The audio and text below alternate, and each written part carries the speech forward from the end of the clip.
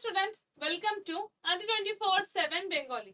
SLST 9-10 এর যে exam সেটা 7 তারিখে কমপ্লিট হয়ে গেছে।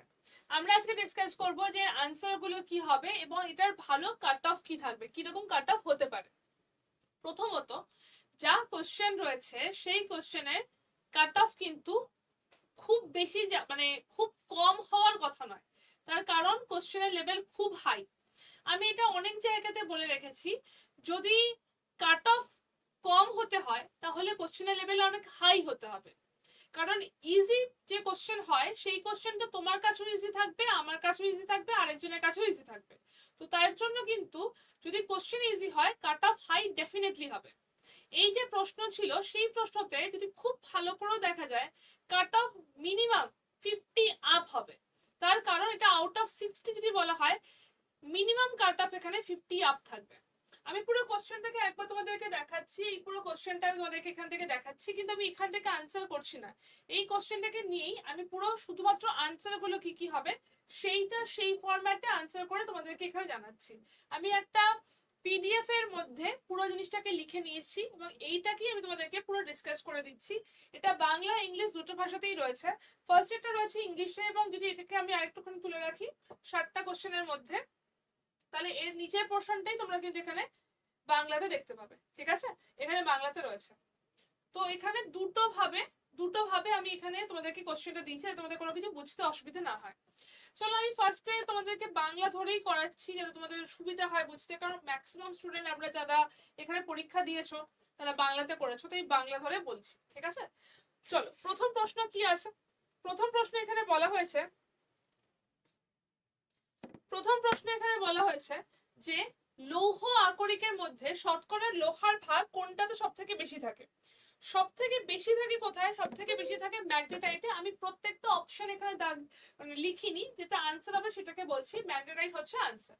পরেরটাতে আসছে থার্মোকাইল হলো এমন একটি স্তর যেটা সমুদ্রের তলদেশের কথা বলা হচ্ছে, যেটাতে চেঞ্জ হলে টেম্পারেচারটা খুব বেশি রকমের পরিবর্তন হয়। থার্মোক্লাইনে অলমোস্ট মানে এখানে টেম্পারেচারটা হাফেরও কম হয়ে যেতে পারে। তো থার্মোকাইলে যেটা হয় সেটা গভীরতার সাথে সাথে উষ্ণতার খুব দ্রুত পরিবর্তন হয়। স্বল্প লবণতা সাধারণত কোথায় দেখতে পাওয়া যায়? স্বল্প লবণতা তো হওয়ার কথা নয়, একটা সেকেন্ড একটু ওয়েট করো। লো স্যালিনিটি নর্মালি কোথায় দেখতে পাওয়া যায় জিজ্ঞেস করা হচ্ছে। লো স্যালিনিটি নর্মালি কোথায় দেখতে পাওয়া যায়? লো স্যালিনিটি নর্মালি দেখতে পাওয়া যায় আমাদের মোহনা অঞ্চলে। তবু আমি একবার কোশ্চেনটাকেও দেখিয়ে নিচ্ছি যে কোশ্চেনটাতে এক্স্যাক্টলি কি ছিল। আমি একবার কোশ্চেনটা তোমাদেরকে দেখিয়ে দিচ্ছি যে কি ছিল কোশ্চেনটাতে। স্বল্প লবণতা কোথায় দেখতে পাওয়া যায়? এখানে কি কি রয়েছে? ক্রান্তীয় অঞ্চলে, আবদ্ধ সাগরে, নদী মোহনায় এবং প্রবাল প্রাচীরে। লবণতা মানে স্যালিনিটির কথা বলা হচ্ছে। ক্রান্তীয় অঞ্চলে খুব একটা স্যালিনিটি কম এরকম হওয়ার কথা নয়, মোহনা অঞ্চলে কম থাকার কথা, কারণ যে কটা অপশন রয়েছে তার মধ্যে মোহনা অঞ্চলে কম থাকার কথা। তার কারণ নদীতে যে জলটা থাকে সেটা স্বাদু জল হয় এবং সমুদ্রে যে জলটা থাকে সেটা স্যালাইন ওয়াটার হয়। দুটো মিশে গিয়ে এই নদী মোহনাতে নর্মাল আমাদের ওখানে ব্যাকিশ ওয়াটার দেখতে পাওয়া যায়। তো এটা এখানে ঠিকই আছে, কোনো অসুবিধা এখানে নেই। আচ্ছা, পরের প্রশ্ন কি বলা হচ্ছে, চলো বাংলাটাতে দেখছি।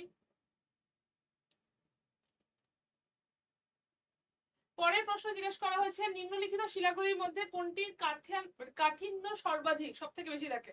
মিনারেলস এর মধ্যে কোয়ারজাইটের মধ্যে সব থেকে বেশি হার্ডনেসটা দেখতে পাওয়া যায়। সর্বশেষ জনগণনা অনুসারে লিঙ্গ অনুপাতের দিক থেকে ভারতবর্ষের শ্রেষ্ঠ স্থান কোথায় করেছে?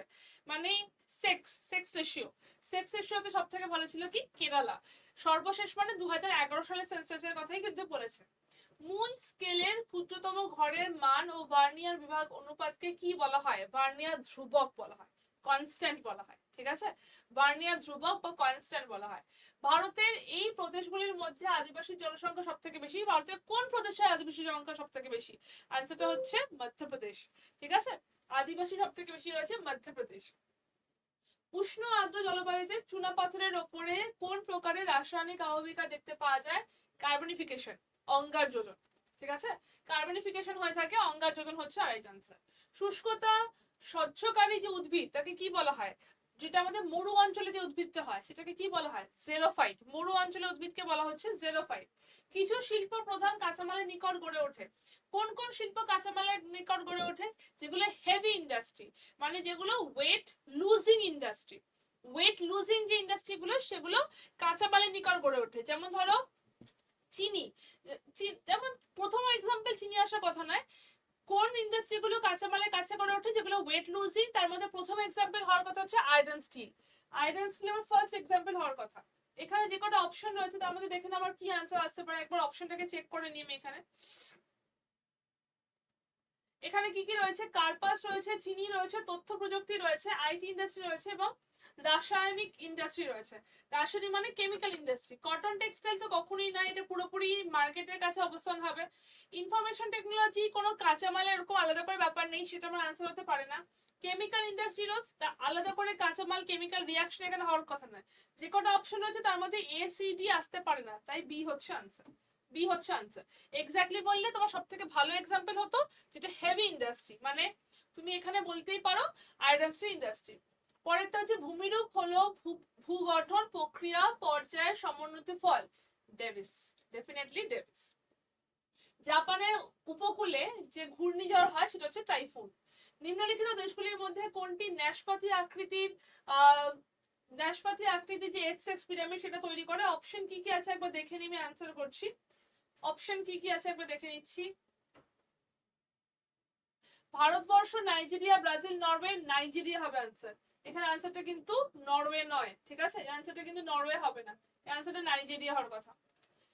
কোথায় সব থেকে মানে এই যে পিয়ার শেপ মানে ন্যাশপাতির আকৃতি যেটা দেখতে পাওয়া যায় সেটা হয়ে যাচ্ছে আমাদের নাইজেরিয়া। ন্যাশপাতির আকৃতি যেটা দেখতে পাওয়া যায় সেটা হচ্ছে নাইজেরিয়া। যেখানে ধরো একদম 60 আপের যে এক্সটা সেটা কম থাকে এবং মিডিল এক্সটা সেটা অনেকটা বেশি থাকে। নাইজেরিয়া হচ্ছে রাইট আনসার। ওকে। পাইগ্রাফ কেন্দ্রের উৎপন্ন কোণের সর্বমোট মান কত? ডেফিনেটলি পাই যদি বলা হয় তাহলে সার্কেল, তো 360 হচ্ছে রাইট আনসার। উত্তর পশ্চিম আটলান্টিক উপকূলে অবস্থিত একটি প্রধান মৎস্য বন্দর হচ্ছে পোর্টল্যান্ড। ভারত একটি একটি দেশের জনঘনত্ব মানচিত্রের কিসের দ্বারা প্রকাশ করা হয়? কোরোপ্লেথ। জনঘনত্ব যদি বলা হয়, পপুলেশন ডেন্সিটি যদি বলা হয়, ডেফিনেটলি কোরোপ্লেথ। আর আরবান পপুলেশন, রুরাল পপুলেশন বললে সেটা হচ্ছে ডটস এন্ড স্ফিয়ার, আদারওয়াইজ এটা হচ্ছে কোরোপ্লেথ।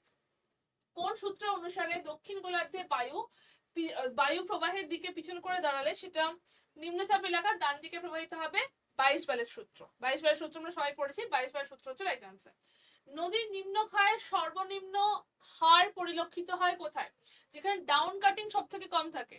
ডেফিনেটলি যখন সে সমুদ্রের কাছে মিশতে যাবে সেই জায়গাতে সেখানে ডাউন কাটিং সব থেকে কম হবে, সমুদ্র তলের নিকটবর্তী অঞ্চলে। পৃথিবীর কোন মহাদেশের সর্বাধিক জনঘনত্ব দেখতে পাওয়া যায়? এশিয়ার মধ্যে। আচ্ছা, মহাদেশের মধ্যে যদি বলা হয় ডেফিনেটলি এটা হচ্ছে এশিয়া। আর জনঘনত্ব দিক থেকে হাইস্টে বাংলাদেশ, ঠিক আছে? বাস্তুতন্ত্রের 10% ল, প্রত্যেকটা স্তরে একটা একটা করে 10% করে জিনিসটা ক্যারি ফরওয়ার্ড হয়, তো 10% লতে যাচ্ছে। কতটা পুষ্টি পরের স্তরে যাচ্ছে? 10% হচ্ছে রাইট আনসার। কম বৃষ্টিপাতযুক্ত অঞ্চলে কি দেখতে পাওয়া যায়? পেটাল ফার যদি বলা হয় তাহলে সেটা বেশি বৃষ্টিপাতযুক্ত অঞ্চলে হয়, কারণ সেখানে লোহা এবং অ্যালুমিনিয়ামের পরিমাণ বেশি থাকে। বেশি বৃষ্টিপাতযুক্ত অঞ্চলে হয় অম্লধর্মী মৃত্তিকা হয়ে থাকে, এটা হচ্ছে পেডোক্যাল। যেখানে ক্যালসিয়ামের পরিমাণ বেশি থাকে তো সেটা আমাদের কম বৃষ্টিপাতযুক্ত অঞ্চলে দেখতে পাওয়া যায়। নিম্নলিখিত সমুদ্র স্রোতগুলির মধ্যে কোনটি শীতল স্রোত? যে কোনো অপশন রয়েছে তার মধ্যে হামবোল্ট হচ্ছে শীতল স্রোত। নিম্নলিখিত দেশগুলির মধ্যে বার্ষিক জনসংখ্যা বৃদ্ধির হার সব থেকে বেশি কোথায়? অপশন দেখি কি কি রয়েছে। 23-এর মধ্যে আমাকে অপশনটা একবার দেখতে হবে কি কি রয়েছে, তাহলে আমি আনসারটা তোমাদেরকে বলতে পারবো। 23 জনসংখ্যা বৃদ্ধির হার সর্বাধিক ভারত, চীন, আফগানিস্তান, বাংলাদেশ। বাংলাদেশ হচ্ছে রাইট আনসার। বাংলাদেশ হবে। জনসংখ্যা বৃদ্ধির হার সব থেকে বেশি বাংলাদেশ।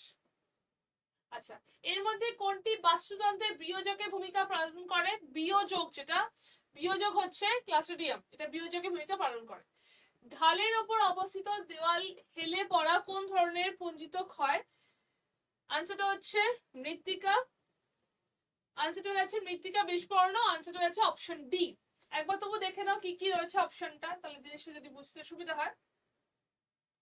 আনসারটা হয়ে যাচ্ছে সয়েল ক্রিপ, ঠিক আছে? সয়েল ক্রিপ, মৃত্তিকা বিস্ফোরণ হচ্ছে রাইট আনসার। ইন্দোনেশিয়াতে স্থানান্তর কৃষি লাদাং নামে পরিচিত। যেমন ভারতে ঝুম চাষ, ঝুম আছে, পড়ু আছে, পোডাম আছে, তো তেমন হচ্ছে লাদাং। নিম্নলিখিত অভিক্ষেপের মধ্যে কোনটি, দাঁড়াও কোশ্চেন একবার দেখে নি, 28 কি বলা আছে, in which of the following projection does the developable surface touch the mid latitude, এর মধ্যে কোন প্রজেকশনের মধ্যে যে ডেভেলপেবল সারফেসটা রয়েছে সেটা মিড ল্যাটিটিউডকে টাচ করে, আনসারটা হচ্ছে option C conical projection, simple conical projection. Projection আমরা অনেক ছোটবেলায় করতাম, তো সিম্পল কনিক্যাল প্রজেকশন। ওকে, পরের প্রশ্ন, কোন ভূগোলবিদ পৃথিবীকে এটা না একটা মানে পুরো তত্ত্ব, তো সেটা ইংলিশটা পড়াটাই এখানে বেটার হবে, তো আমি এটা ইংলিশটাই বলছি। 29 which of these geographers divided the world into natural region, natural রিজিয়নে কে ভাগ করেছিলেন, ন্যাচারাল রিজিয়নে ভাগ করেছিলেন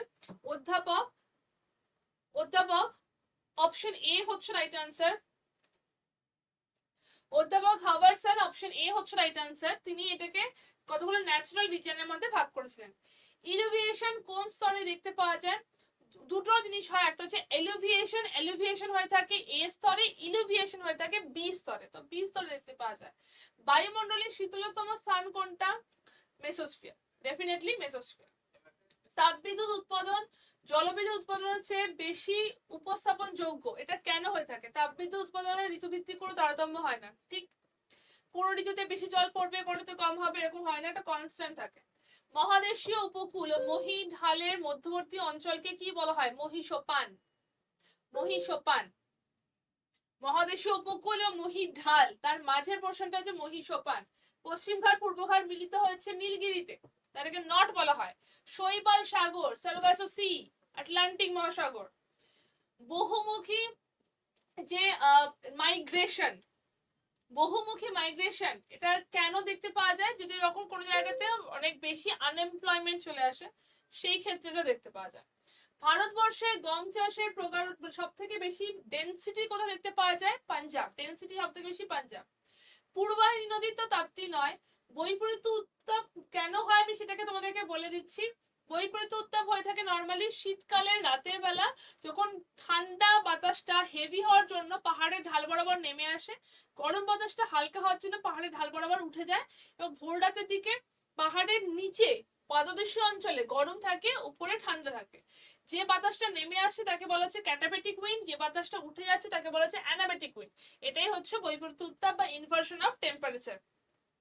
ভারত এবং সোভিয়েত বিজ্ঞানীদের যৌথ প্রচেষ্টায় মনেক্স কবে হয়েছিল, 1979।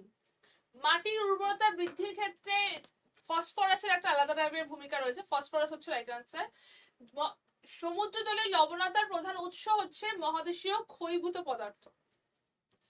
কোন প্রকার পাচ্ছিমান্তে মহাসাগরীয় শৈলশিরা গঠিত হয়েছে, মহাসাগরীয় শৈলশিরা মানে হচ্ছে মিড আটলান্টিক রিজ, বা তুমি বলতে পারো সি ফ্লোর স্প্রেডিং, এখানে বলা হয়েছে মিড আটলান্টিক রিজ। দুটো শৈলশিরা যখন দুদিকে চলে যায় ভূগর্ভস্থ লাভা বেরিয়ে এসে সি ফ্লোর স্প্রেডিং করে, সেখান থেকে রিজ তৈরি হয় প্রতিসারী সীমান্ত। রাজস্থানের মরু অঞ্চলে বায়ুর সঞ্চয় কার্যের ফলে গঠিত বালিয়াড়িকে বারখান বালিয়াড়ি বলা হয়, দুটো শিং থাকে বারখান বালিয়াড়ি, দেখতে এইরকম টাইপের হয়ে থাকে, দুটো শিংওয়ালা বারখান বালিয়াড়ি। কর্ণাটকার শিমোগা জেলায় প্রচুর পরিমাণে ম্যাঙ্গানিজ পাওয়া যায়, অপশন এ। ভারতের Manchester, Ahmedabad, western of the east, Ahmedabad. ভারতের পৃথিবীর ভূত্বকীয় উপরি অংশ মূলত গঠিত হয়েছে দুটো জিনিস দ্বারা, সিয়াল আমরা বলি, সিলিকন এবং অ্যালুমিনিয়াম। একটি নির্দিষ্ট অঞ্চলে মানুষ জমি অনুপাতের আদর্শ অবস্থানকে কি বলা হয়, এটাকে বলা হচ্ছে কাম্য জনসংখ্যা। যতজন মানুষ রয়েছে তার অনুযায়ী আমার লেন্থটা রয়েছে কাম্য জনসংখ্যা। কোন প্রকার স্কেলের দ্বারা সূক্ষ্মতম পরিমাপ করা হয়, vernier scale, vernier scale. Bharat সরকার কোন সালে জৈবিক বৈচিত্র্য আইন প্রচলন করেন, 2002।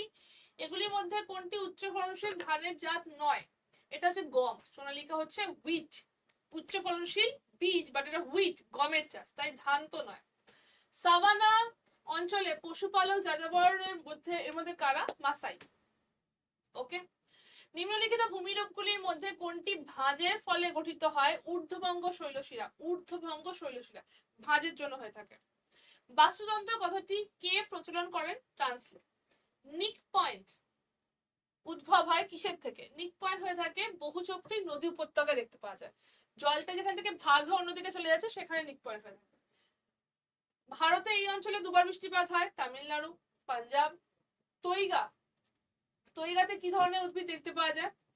স্পার্স, পার, এগুলো দেখতে পাওয়া যায়। অনূর্ধ্ব এবং তদূর্ধ্ব প্রকৃতির, দ্বারা আমি কোশ্চেনটা একবার দেখে নিই। 58,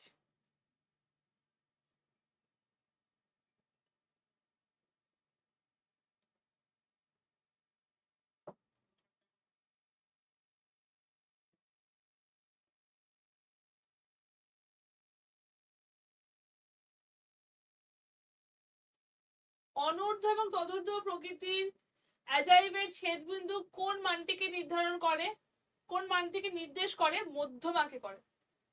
আনসারটা হয়ে যাচ্ছে মিডিয়ান। স্ট্যাটিস্টিক্স এর প্রশ্ন, মিডিয়ানকে বলা হয়, মিডিয়ানকে বলা হয় স্ট্যাটিস্টিক্স এর ক্ষেত্রে। নিম্নলিখিত আগ্নেয়গিরির মধ্যে কোনটি মৃত আগ্নেয়গিরি উদাহরণ? নারকন্ডাম, যেটা আমাদের নর্থ আন্দামানে অবস্থিত। Option C. নিম্নলিখিত গুলির মধ্যে কোনটি প্রচলিত শক্তির উৎস নয়, মানে প্রচলিত শক্তি নয়? আনসারটা হয়ে যাচ্ছে সৌরশক্তি। তো এই হচ্ছে টোটাল যেগুলো আমাদের আনসারটা। এটার কাট অফ তুমি ধরে রাখতে পারো 53, 52 এরকম যাবে। যারা যারা এরকম 53 বা 2 আনসার করেছো ডেফিনেটলি নিশ্চিন্ত থাকো এবং এর পরবর্তী যে 11-12 পরীক্ষাটা আছে তার জন্য preparation now. Best of luck.